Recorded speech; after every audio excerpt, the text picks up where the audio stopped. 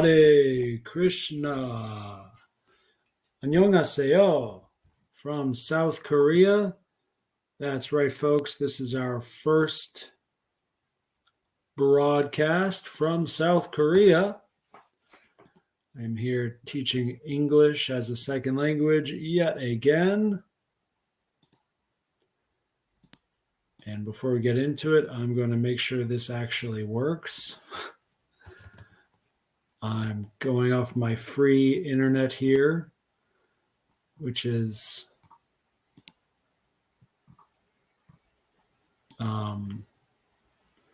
good enough for watching videos, but uploading is different. Okay, we have sound. That's good enough for me. Oh no. There's no space for chat, it looks. That's not cool. Oh, here's the chat.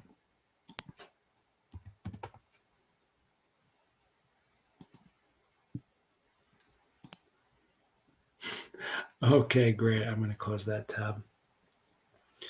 That's my main channel, Ethos Ananda. You will see on the screen.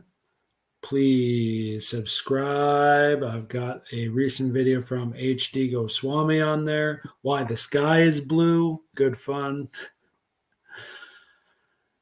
Yeah, looks like we're here and with very little lag. So let's get to it. Today we're starting off chapter 5. And who knows, one of these days we'll be done with all 18 chapters of the Bhagavad Gita live streamed for the entire multiverse who has access to YouTube. Hari Bol. Got a beautiful little altar here. I was able to fit all of my Krishna stuff in one little bag. That's always fun packing that when I travel somewhere. And this is one of only 2 books I brought with me, aside from my Kindle, which has every book I have. The Bhagavad Gita Big Deluxe Home Edition and The Higher Taste, which I was able to finish reading for the first time at some point since I moved here. I'm really busy here. I don't have much time. This is, teaching is hard. So been here more than a month, and yeah, this is my first stream, but on the weekend, I have more time. The first half of this Saturday and most Saturdays, I'm actually catching up on lost rounds of japa, oftentimes from the week, because I'm teaching kindergarten all day. Very little time to chant, and even when I wake up early to chant before work, it's hard to get all 16 done. But we're hanging in there. There's no way to get around from Krishna. I can't get away from this guy. I've tried. Doesn't work. Om Gyana Timirandasya Gyananjana Shalakaya Chakshur Unmilitam Yena Tasmai Shri Guruve Namaha. Om Namo Bhagavate Vasudevaya. Om Namo Bhagavate Vasudevaya.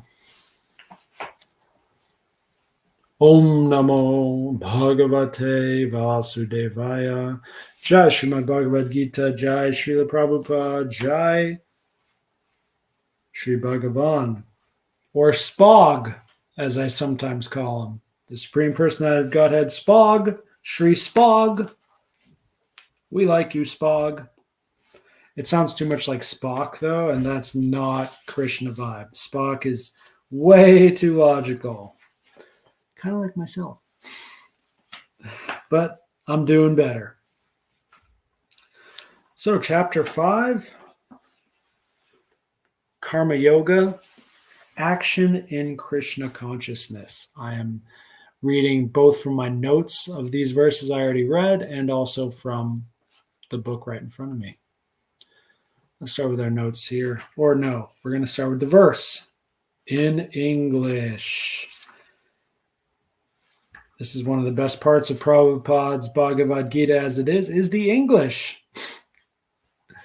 English as a language I have come to really despise. I find it to be just rubbish. It's grammar structure is bad. The style is bad. I mean, everything about it is lacking taste and culture and intelligence and logic. But with any language, if you have spiritual potency and you're a good translator, you're good at language, pure devotee, all that other stuff that Prabhupada is, you can make a masterpiece in any language. Absolutely. And as you can see on my Bhagavad Gita study guide on my website, I actually recommend people to read the Bhagavad Gita exactly as I do, although it works better if you're academically trained than not. But a lot of times the verses are totally sufficient by themselves, but the purports are there too, and that's great. But I do recommend not following the fanatics who say, "Oh, you skipped one purport, you're not a good devotee." It's like, no. If you're planning to do this your whole life, you can do that. You can always come back later. It's not the end of the world. Please relax. Verse 1. Arjuna said, "O Krishna, first of all, you asked me to renounce work, and then again you recommend work with devotion. Now will you kindly tell me definitely which of the two is more beneficial?" Quick note, and once again, about how the English translation is so excellent. I didn't notice this when I was first reading and taking notes. Will you kindly tell me definitely?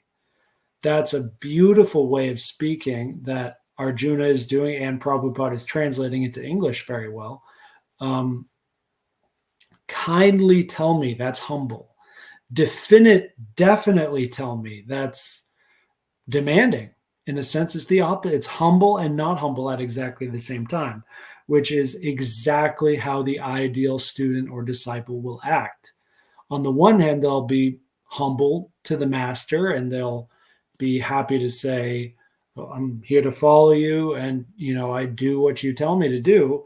But on the other hand, they have to show the master, oh, I'm not just a mindless monkey robot. I actually want to learn, like, not because you're telling me I have to want to learn, but because I want to learn because of my own personal life situation, free will, etc.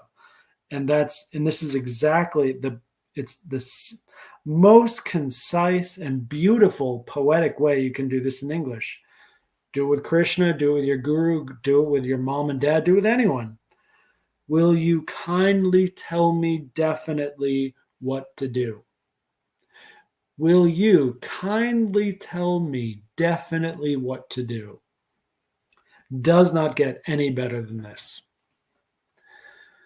Now, towards the end of the purport, we read that Arjuna, quote, appears not to have understood that work and full knowledge. Oh, that was a voice to text error, I believe. Work in full knowledge, I think it is.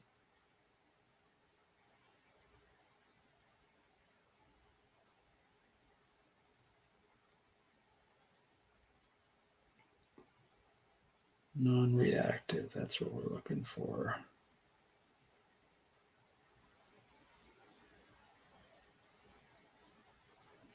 Yep.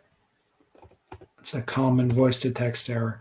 So Arjuna, quote, appears not to have understood that work in full knowledge is non-reactive and is therefore the same as inaction, unquote.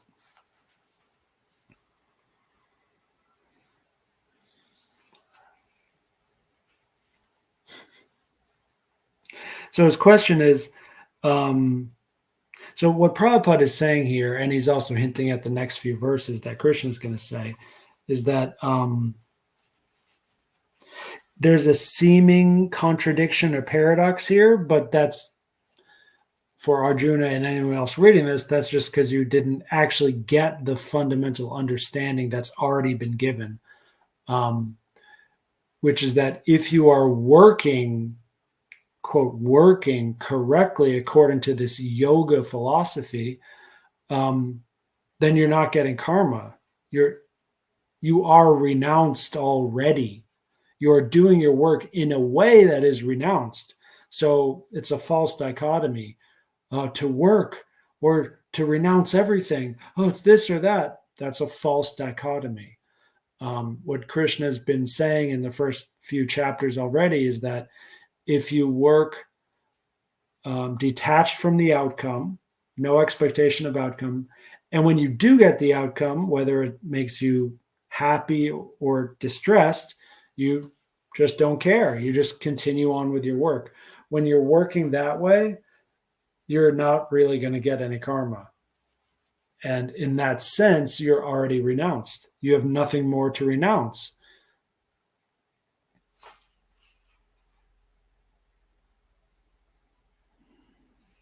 But in the, it's so funny.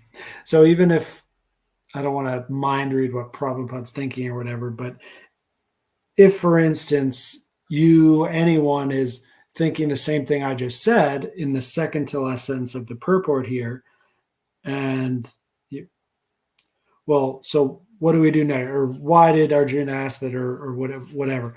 Prabhupada in the end says, he inquires, therefore, whether he should cease work together or work with full knowledge. So it's still a good question. Once again, Prabhupada is being very beautiful and poetic in the writing here and just fair to all parties involved. The reader, the god, Arjuna, just everyone involved is getting their fair share of respect and knowledge and so on. It's a good question, but but Prabhupada's also hinting. Actually, kind of, we already know the answer to this, but it is a good question, and so it's great that we have this fifth chapter where Krishna can give us some more particular, detailed analysis and explanation. Let's move on to verse 2. The blessed Lord said, the renunciation of work and work in devotion are both good for liberation. But of the two, work in devotional service is better than renunciation of works. Very explicit answer here. Very explicit. In English, you cannot get any more explicit in that. Might be worth looking into the Sanskrit, although I would recommend, even for myself and most people, not doing that, because Sanskrit is harder to understand grammatically. And I'm just looking at it now, there could be a chance. I mean, vishishyate, that's the final word in the verse, which means is better. That's how Prabhupada does the word for word. But it's so interesting too that this is a really long Sanskrit verse, and the English translation is shorter than the Sanskrit. It's quite often the opposite. Most verses are very condensed in Sanskrit and then elaborated longer into English, not just because of Prabhupada's style or conscious decision. It's actually just the nature of taking most ancient languages, what to speak of ancient Eastern languages, and translating them into a modern contemporary English that people will actually understand. I mean, just a word like karma or dharma, the first time that shows up in a text, you need a whole page just to say what that word means. Like, this is very dense language, very dense lexicon, and it just has to be elaborated out more.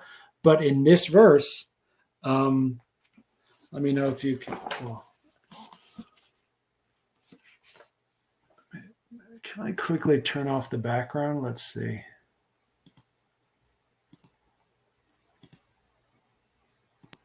Oh, welcome to my apartment. Yep, there you can see at the top, the Sanskrit is 1, 2, 3, 5 lines. They're not really short lines either. And the English translation, it's a longer line, but there's still only 3 lines. They're about equal, or maybe the English is no, in the English translate is probably a larger number of words, but not by much. It's still strange. So what this indicates to me, not just by the length, but how Prabhupada is actually translated it, making it very, very explicit. It's on purpose. It's so we don't start making up stuff in our head that like, oh, well, maybe he said that, but he really means that. It's like, no, here's one thing, here's another, this one's better. That was the question Arjuna asked, and it has now been answered immediately, clearly, and explicitly by Sri Krishna. And this will often happen when you are a bona fide excellent disciple with a bona fide excellent master. He will simply dish out the goods. He will deliver it quickly, efficiently, with love, elegantly, and so on. And it is instant perfection for everyone involved. That's what we should expect, actually, in a discourse between a saintly devotee of the Lord like Arjuna and the actual Lord of all lords, Sri Krishna. We would expect to see exactly this. And this is exactly what we see.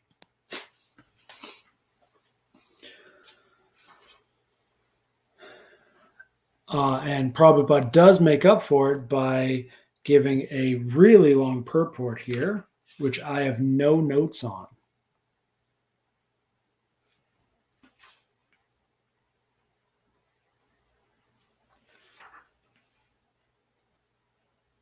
Like, I want to read it right now. I really do. But it's maybe bad education. It's bad teaching for me if I do that, because I'm really trying to push the opposite kind of bhav that we see in a lot of bhakti circles, not just Vaishnav, not just Gaudiya Vaishnav, but other Vaishnav sects and many Christian sects who focus on just the mood and just being nice and all this stuff. I don't want to belittle that. Like, we do have to be kind and all that stuff.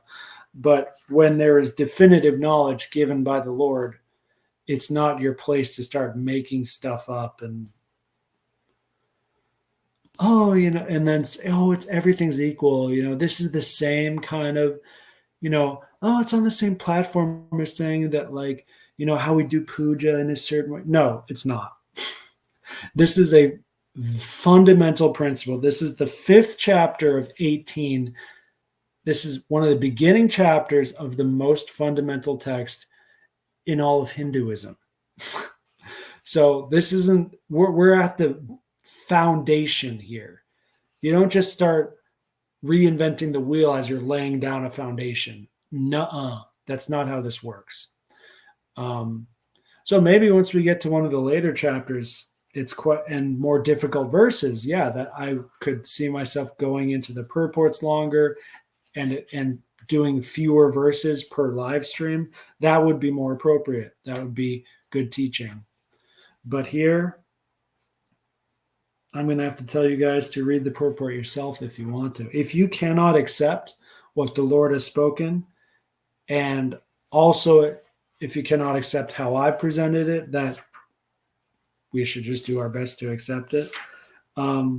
That's fine. I'm not going to hate you or look down on you, but Prabhupada's hooked you up, bro. It's all right here. There's a long purport. It's probably very excellent. But I've already accepted this. This is, once again, simple, basic, foundational stuff, which is my specialty.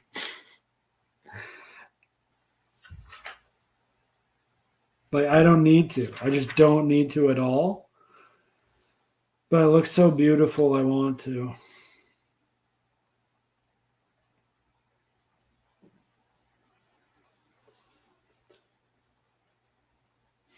Okay, we'll read this one quote from Bhakti Rasamrita Sindhu.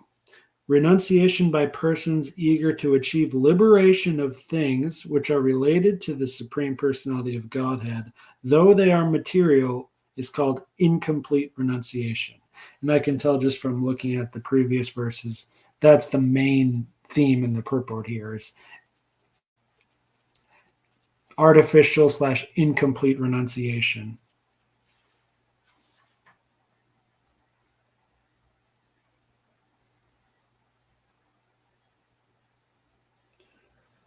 I would also add that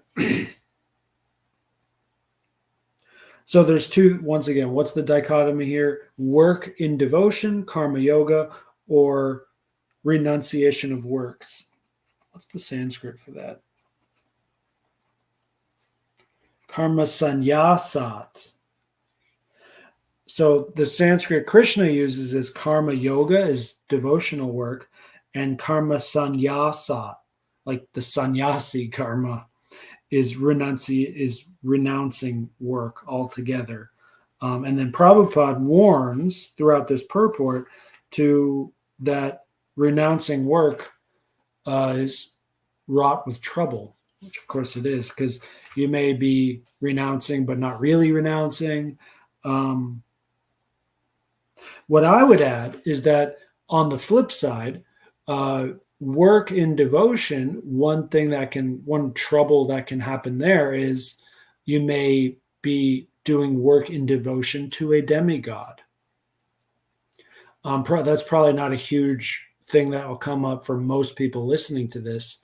But it should be, I mean, just if you're just going off the English here, you should mention that is an important footnote, because devotion doesn't necessarily mean to the Supreme Lord of the universe. You can devote yourself to your spouse, to your children, to a Bible, the Quran, to your job, right? Devotion is just a generic verb most of the time. And so if we read this verse from Krishna, especially, because Krishna is talking about Krishna here, if we understand that work in devotional service to Sri Krishna is definitely better than renunciation of works, then this is even more clearly true here. And that may be a good question for another time. What about devotion to a demigod versus renunciation of work? That's harder to answer. And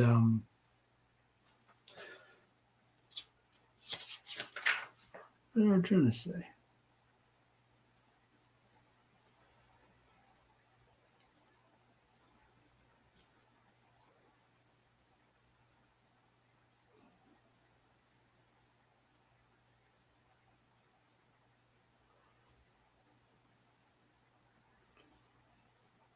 Oh, wow. Oh, wow. So there is no need to warn about devotion to demigods, because if you're reading the Sanskrit in verse 1, Arjuna says, Sannyasam karmanam.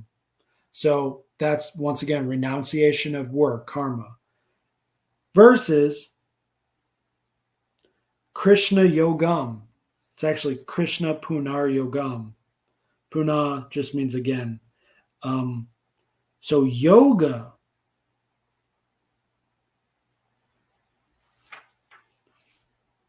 and also after that he says samsasi,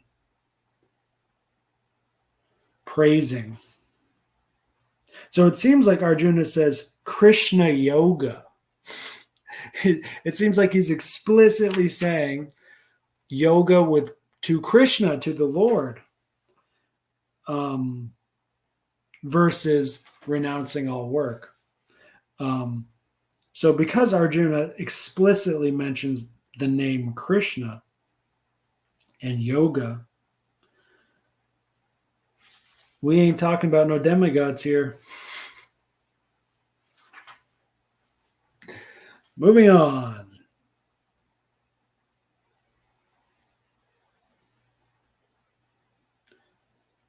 Text 3. One who neither hates nor desires the fruits of his activities is known to be always renounced.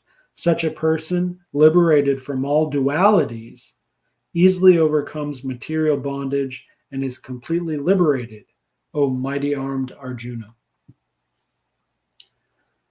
That was verse 3. Once again, hinting to what I said earlier, that Christian's already mentioned this before.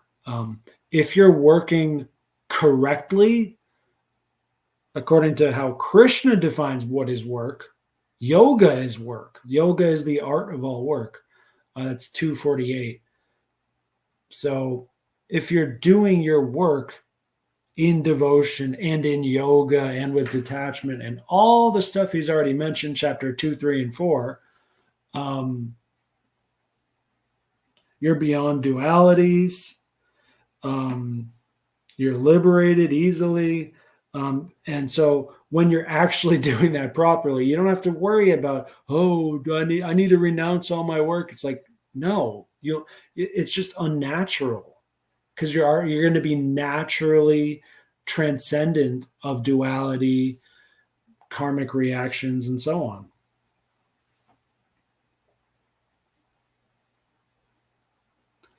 Near dvandva, free from all dualities. I love that word dvandva. The illusion of duality is one of my favorite phrases in the Gita, which is dvandva moha.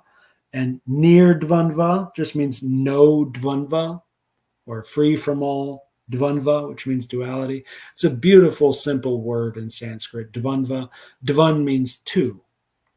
So I don't know exactly how it conjugates, how you get the number 2 into duality, but you can clearly see the connection. Dual means two things.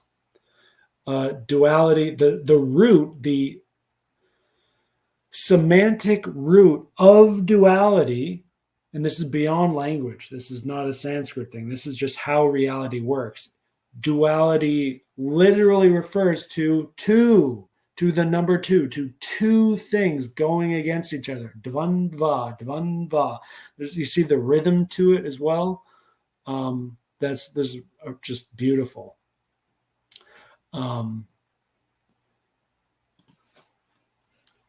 Let's see. Oh man, is Pleco online? No, it's not. I wanted to see what duality is in Chinese. We might get a similarly beautiful.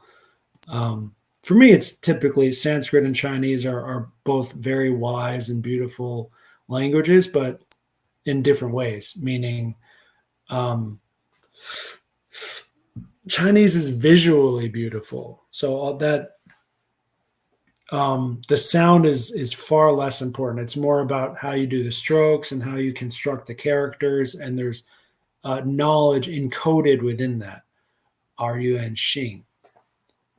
Well, there's R, the number 2, is there in the name for duality, according to just a quick Google translation. I don't know. I need my other dictionary to work with that.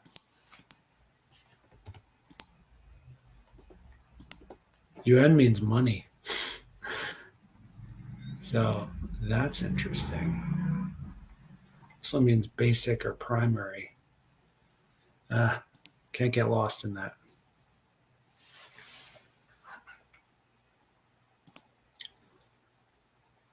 All right, my notes for verse 3, I said, Krishna now reviews what he has said before, that we must neither hate nor desire the fruits of our works, therefore being renounced all the time. And that's also what I have spoken already as well.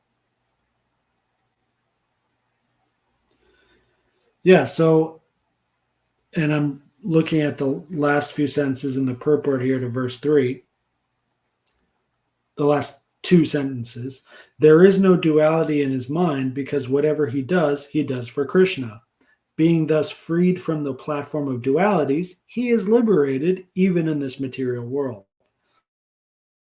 So, and this will actually tie into Korea. Why am I in Korea, in China, and Japan? Why do I like living here? Well, they don't have Krishna. Most people don't have Krishna or even Jesus. Or it's hard to find really personal devotion, bhakti, real bhakti, with real mood to it in this region. But at the same time, it's very easy to find people practicing the basics of karma yoga. So before you can do yoga to the supreme, I mean the basic stuff of not happy, not distressed, not hot or cold, not responding to stimuli in a strong way. That's these are the most advanced people in the world when it comes to this preliminary fundamental training wheels, you might say, of karma yoga. Um, I love the idea of preaching here because most people are actually better than me, especially the older men are better than me at this basic stuff. So I don't need to teach them any of this. All I need, just like Prabhupada said before, to his American disciples, who are so rich and powerful and high status in the world, with so many zeros, we just need to add the one of Krishna at the beginning. Yeah, I see the same thing here. They're already doing yoga. They don't even know that they're doing yoga, but they're already doing karma yoga. They just need that little Krishna to add to it, and then they're smooth sailing to the supreme. But yeah, you can advance a lot, in the mundane realm by, just practicing self-control, detachment, renouncing how your ego responds to everything that happens, renouncing the fruits of action.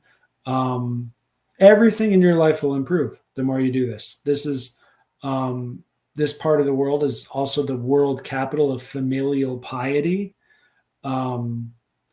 Even compared to India, I think India is now officially behind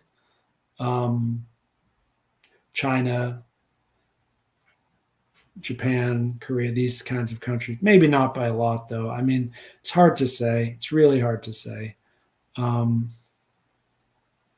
only reason it's hard for me to say is because I just see everything as really bad. I'm just really not impressed and disappointed with the whole world, with most of humanity now post COVID, but also this region. I see, South Korea is famous for a low birth rate now, and I can see why. And actually, Japan isn't much better, but I do think it's I don't see a lot of people being cheating on their spouse and stuff like that. They're still very clean in that sort of sense. Still a lot of piety here, but it's drying up. It's running out so quickly. In my lifetime, in just a few decades, it doesn't matter if you're in the fanciest, most traditional place or what. All the big city centers are just going to be worse and worse, dramatically worse all the time. It's degrading super fast. Everything's just happening fast in general because of our technology, but because of the economy and especially because of the economy and media, degradation is just speeding up big time everywhere worldwide, but especially in the cities. I'm in a big city now, and it's honestly great. The air quality isn't good, but everything else is really nice because it's Korea. So I don't have to worry about getting shot or mugged or none of that. There are children of all ages by themselves out on the street. No supervision at all. Why would they need supervision? That's what a safe place is. You don't have to worry about that when everyone's just doing their job. They're not committing sin and just horrendous stuff. They're not cheating. They're not desperate. Like, this is what happens. You have a safe place, even in a huge city of millions of people. It's just safe. Yeah, there's a lot of meat eaters and there's very few devotees around here. So I'm suffering in that sense. But I mean, compared to anything else available in so many other places, like, this is one of the last clean, safe places It's more than that. I mean, like UAE is similar to like Daegu, South Korea, where I'm at. Like Dubai, Abu Dhabi, those are very similar cities to what I'm seeing here in Daegu. Just very safe. People, you can sleep out in a park all night. You won't get hassled. Leave a diamond watch outside. It's not just going to be stolen in a second. I see a lot of bikes unlocked and just left outside for a second.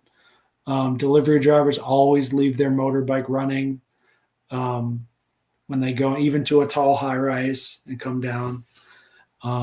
There's just very little crime. There's not as much overt sin around here, but there's still sin. There's still lying and cheating. It's still here for sure. Um, it's just well hitful actually, but it seems I may be able to have enjoy the last bit while I can of a decent society, a semi-human society for the next 5 years, 10 years, who knows? But eventually, me, myself, just like everyone else, eventually, if you want to have any sort of decency, you will leave any of these cities. You'll just have to leave society because it's just so rotten and it's getting worse so fast. And we're going to have to start growing our own food. And there's just no way around it. Um, that's the situation we're in, especially post COVID. I was thinking earlier today, that's like a spiritual test for humanity, which we failed. We failed the test overall. Some of us succeeded, most of us failed. And there are huge consequences of that, which my generation and younger will be seeing for the rest of our lives. There's a huge karmic debt, which will need to be repaid. Lots of suffering. Ukraine war, Israel war, these sorts of sufferings will continue and increase, and cancers and stuff like that. Everything like this will increase, increase, increase. But at the same time, technology will increase and increase. So, like prosthetic limbs are just getting so advanced now that if you have the money, it's actually already true that it's good to lose an arm. You'll get a better arm so long as you can afford it and you're in a nice, you're close enough to a surgical center or whatever, you can just get a better arm that'll be stronger and it'll never, you'll just get a better arm. And if you're worried about, social appearances, whatever, then you'll get, a very good fake that will be really easy to hide from people. Now it just takes a lot of money, but eventually it's just, in 10, 20 years, it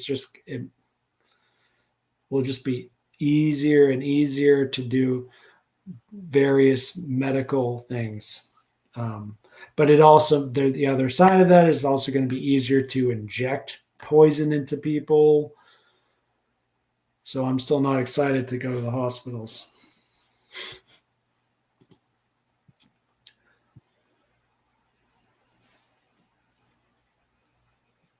All right, we're going to move on to verse 4. That's where most of my notes are anyway. Oh yeah, I do need to finish this point that so Koreans and myself, I'm a judoka, I'm a student of judo, which naturally puts you in this state of mind where you're not caring about duality as much. But it is less mundane than the karma yoga that we're talking about here, where it's devotion to Krishna. And that's the one thing. That's where you get the number one, the focus, so that whatever duality happens, and my bhakti is good, my bhakti is bad, this is the fruit of it, good and bad, whatever. It's like, no, you're focused on that one thing. You're focused on the one him, the one Krishna. So it's not just, just using your own self-control. You can always practice that, of course, but what the trick, the trick that keeps you focused, single-pointed mindedness, is not merely mundane self-control. That's never going to be enough. You also need something positive to always serve and look forward to, and so on. And that's called Krishna. Verse 4. Only the ignorant speak of karma yoga and devotional service as being different from the analytical study of the material world, Sankhya. Those who are actually learned say that he who applies himself well to one of these paths achieves the results of both.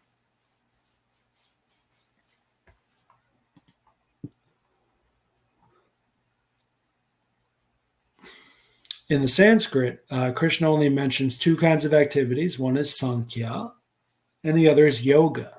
But in the translation, Prabhupada says that karma yoga and devotional service are the same thing. Yeah, that's an interesting thing here. So this is a good example of a common verse in the Gita. Not too many Sanskrit words, but the English words are really extended and elaborated in just the translation verse. We haven't even gone to the purport yet.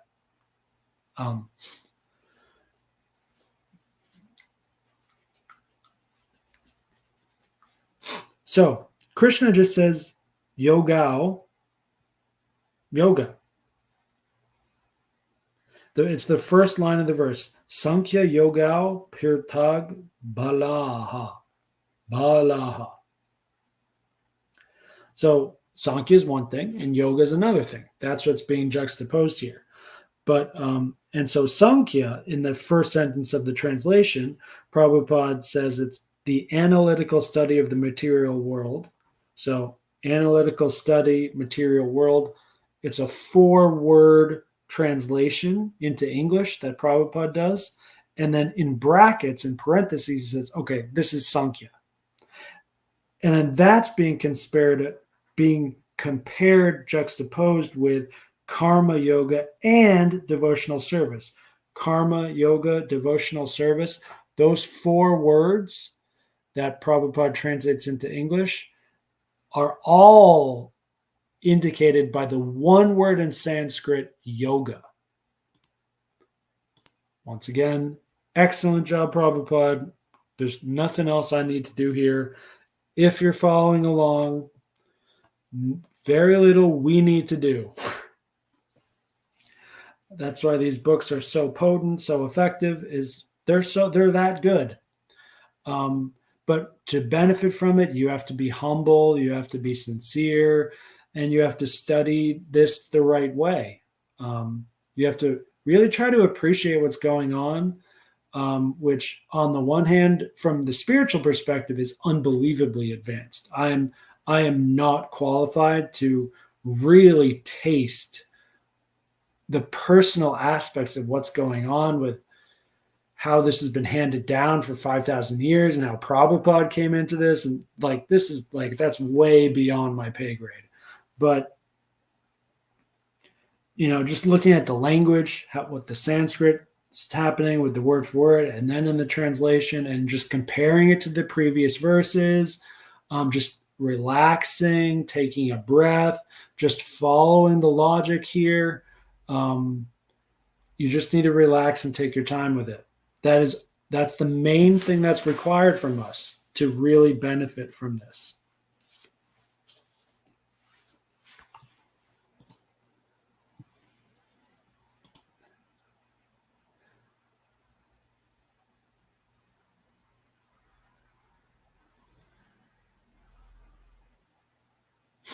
In my notes here, I wrote, devotees, take note. Karma yogis like myself are bona fide too. Yeah, please don't hate me. Please don't be mean to me. There have been many devotees who like to hate on me for being a teacher. They don't hate on me, but they say, oh, you're, going back to Karmi land. It's like, yeah, because it's Karmi land in Asia. I'm not about to go get some random teaching job in America. That's hell. I'm doing real teaching here in a real country, in a real society. This is what a lot of Western people just don't get. Like, we used to have a real society. Maybe in America, I'd say like 150, 200 years ago. Oh, great. No problem. Yeah, there's like more racism and stuff like that. But but You could find it there. It was a big enough country. You could, if you really wanted to do a traditional life, homesteading, whatever, congregational, you could do it. You'd have to sacrifice. Maybe like you're born in the wrong place. You have to really travel to get to that perfect place, but you could do it. Now you actually can't. Even finding a decent devotee community in rural America, that's actually pretty hard. There's so much lying and cheating and rubbish, moral, cultural rubbish going around that there's just not much society anywhere. It's mostly clown world, barbaric, loca, barbarian loca. That's most of America from what I can see.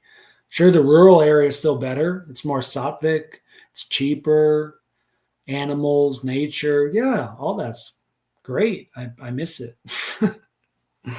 But if you have to actually understand these principles here and actually practice them, which most devotees are not. And I don't blame you, because you got work to do. You got to chant 16 rounds. You got to not have any meat or intoxicants, and celibacy. Like most people really can't do that. They just staying afloat with their vows and being able to have an income that works with it. Like that's a full-time job. And that's not enough. I'm not saying you're not working hard enough. No, many are doing the best they can, and we can't ask any more of them. But it's not going to work. The math does not compute. The work you need to do on your character to be able to respond equally to happiness and distress, to be detached in the way that Krishna's talking about, that's another job. That's another 2 or 3 sadhanas that you have to add on top of all the sadhanas you're doing. You don't get it. It's not going to be given to you just by, oh, my japa was chanted so great. That's not how it works. You don't get to change your character by magic. That's not how character works. You start a habit, you keep that habit going for months and years, 1 year minimum, and then you start to have a different character developing. That's how it works. That's how physical reality works when you have a nervous system and a brain and a spinal cord. That's just how it works. You can speed up that process in various ways for sure, but you have to work on this stuff. There's no way around it. What I could say is like, okay, if you're doing kirtan and all this pure bhakti stuff, prasadam and all this stuff, you can bypass the need to do all that. Like that works. I'm not saying it doesn't work, but I'm saying you have to be pure. It only works if you're pure, if you're sincere. But if you don't have the character to be sincere, then it doesn't matter if you do a 24-hour kirtan or whatever, even if you feel really good about it. If it's not from a place of sincerity, which is typically practiced. Sincerity is a virtue that you have to actually practice. Most of us aren't born with it. So if you don't have just enough sincerity and real humility, which is connected to that sincerity, then a lot of that pure bhakti stuff is spoiled. I don't want to tell people to stop doing bhakti, but there's a certain amount of sincerity and character that has to be there. And there's no lack of that here. And most people I meet my age and older, like they have character here. They haven't practiced it though. They don't have sadhanas or anything. They just, they work 16-hour days every day, no breaks, 10 days vacation per year. Most students I have, they're with me hours a day. Then they go to another private school, then another private school. They barely sleep. It sucks, but it builds character. And when you're living in a society when most people are just working really hard, yeah, maybe animal life or whatever, but it actually works. It actually builds you learn the value of hard work. Your character improves. And from that platform, you just do a little bit of bhakti and you get the benefit of someone else who's doing bhakti for years. So we all need to do what we need to do based on our time, place, and circumstance. And we all need to find the middle as best we can. 51 minutes. We got to finish up here.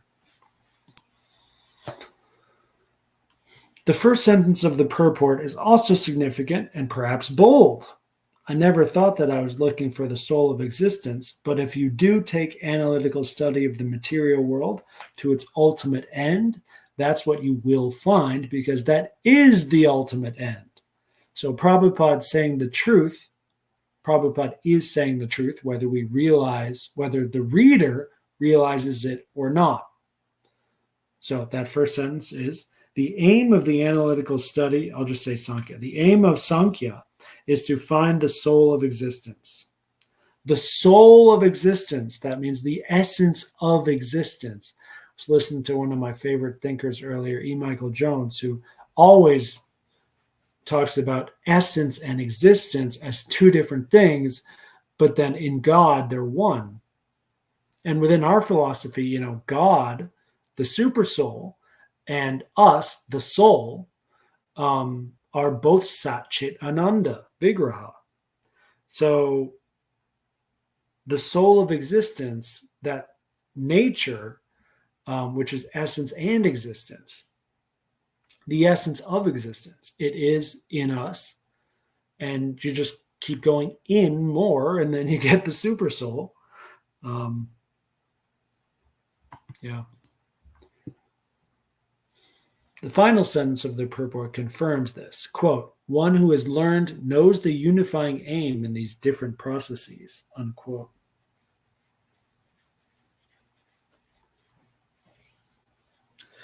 So one who has learned, tatvavani, that's a word I would use for one who has learned, means one who does know the soul of existence, one who does know the ultimate end, one who has tasted the supreme, at least in concept, can start to see once they're actually applying these understandings, not just repeating, memorizing, routining, ritual. No, you're actually taking it seriously, like it's real, because it is real, and doing it in your life. You'll see that it's just one end.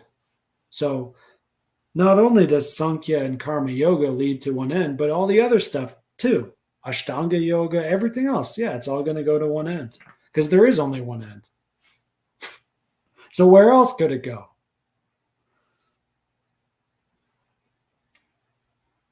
And the analogy or metaphor, I don't know, I always struggle which one's correct with that. Prabhupada uses is the tree, watering the leaves of the tree versus the root of the tree. We should always try to water the root of the tree, but if you can't and you can only water the leaf of the tree, that's not bad either. It just means, there's many other leaves on the tree that may be left behind. So ethos ananda, what I'm doing is trying to tell everyone that, you need your ananda, you need your bhakti, you need some sort of personal devotion in your life. You want Allah, you want Krishna, you want Jesus. I don't care, bro. That's great. Get your spiritual bliss however you do it, man. Do some yoga, do some meditation, do some drugs. I don't care, bro.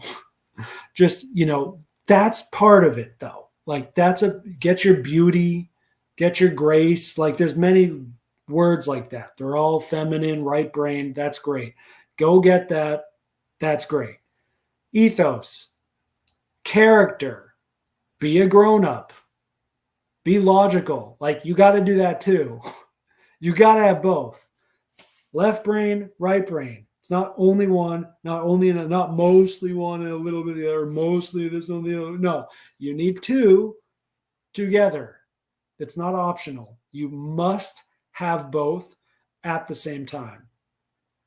That's the geometric and neurological manifestation of being beyond duality. is these two brain hemispheres.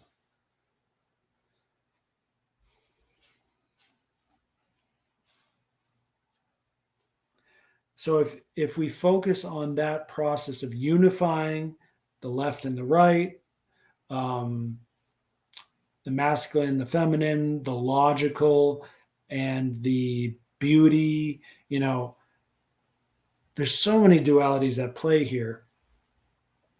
And there are mundane, particular yoga, meditation, scientific, magical practices we can do to just target those specific dualities that we're enslaved by and start, bridging the gaps one by one. You can do that. That's really hard, though. And if you're a devotee of and disciple of Prabhupada and this line, that's not actually what we're supposed to do. That's what I do because I can do that, because I'm just lucky enough and whatever, high birth enough, however you want to call it, where I do have the free time and the energy and the capability to make my own sadhana without having a guru. Like most people can't do that. They need a guru, and you should get a guru, and yes, do all that. But, within the Bhagavad Gita and also Srimad Bhagavatam and Srila Prabhupada says the same thing. He's an acharya. He's not just sharing his opinions with us. He's giving us the same message, which is the main thing is devotion to Krishna. It may take a few lifetimes. It may take a few decades. But as long as you're just aware that there's a lot of duality happening, doesn't matter how hard you work on just the duality or balancing this and that or whatever, as long as you know that there is a thing called duality, which is enslaving us, and there is a person called Krishna who is the answer to all of that, and you just focus more on Krishna, you will get there. So I really don't want people to think I'm trying to, tell you to stop following Prabhupada or stop Krishna or whatever. No, please do that. Please do that more and more and more. I do not want anyone to stop worshiping Krishna or Prabhupada.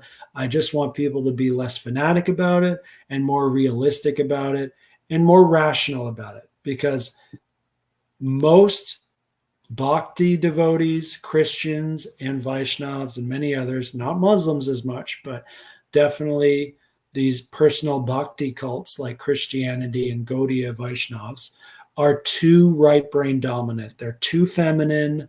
They're too wishy-washy, hodgepodgey. That's the word Prabhupada used for modern Hindus. They're hodgepodge. They didn't, it makes me feel good, so it's good.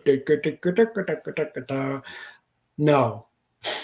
Sorry. Like Ananda is part of it, but when your foundation is not strong, and you just have a good time at a kirtan, you'll think you're an advanced devotee. You're not.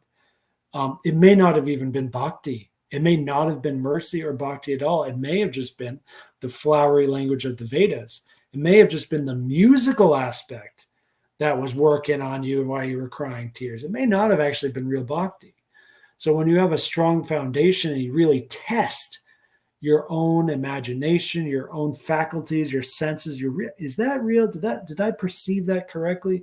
When you can really discern correctly, and then you have a strong bhakti experience, then it really works. Then it's really going to start pulling you in more and more. So please continue in your bhakti, and please continue in your ethos. That's all I got for you guys. And that's going to come again and again. All right, we're 14 seconds after 1 hour. That's certainly long enough. Jai Srimad Bhagavad Gita as it is. Jai Srila Prabhupada, A.C. Bhakti Vedanta Swami Prabhupada, the master of masters. If Jesus is king, Prabhupada is emperor. Haribol. Annyeonghaseyo.